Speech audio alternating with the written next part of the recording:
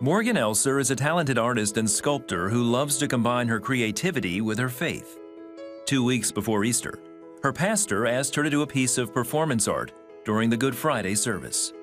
He wanted me to paint the head of Christ on canvas. And I said, okay, I'll try. And he sent me a video of a wonderful artist. And I kept trying to paint this head of Christ, my own version of it. And it just wasn't coming at all. After working 3 days, Morgan never felt comfortable with the results, so she decided she would try a different approach. So I started doing the relief sculpture of the head of Christ, and I didn't like it, but that's all that was coming out of my hands. And I thought, this isn't what I'm supposed to be doing, but I was getting no other inspiration.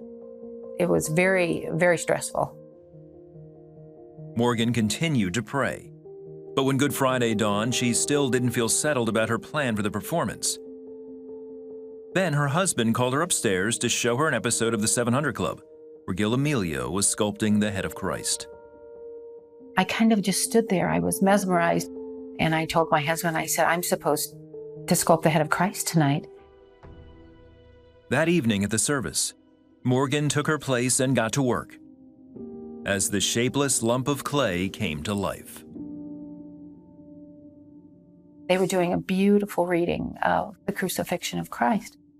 The lights were low, and I started sculpting. My hands were working.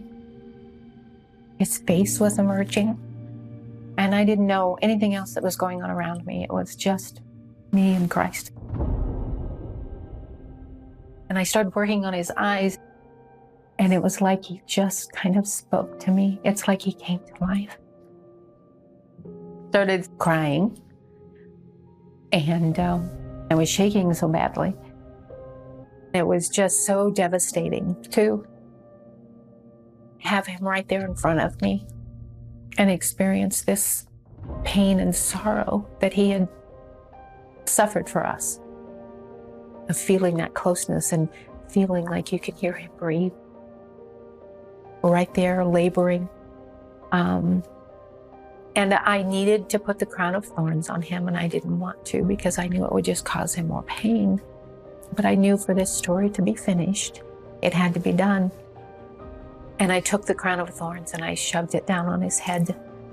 And I told him, I am so sorry. Morgan says there's another reason creating the sculpture was a miraculous experience. It usually takes me 6 to 7 months to create a bust. And this was minutes. This piece coming out of my hands in 45 minutes was a true miracle. Today, the bust is on display in Morgan's studio, and she loves to tell people about her personal experience with Jesus. I think it made Jesus more real to me because it was such a personal interaction.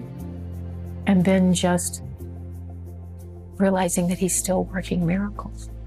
I never could have imagined doing the head of Christ.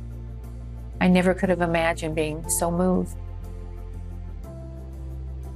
But with a piece of art, following Jesus is an amazing, amazing adventure.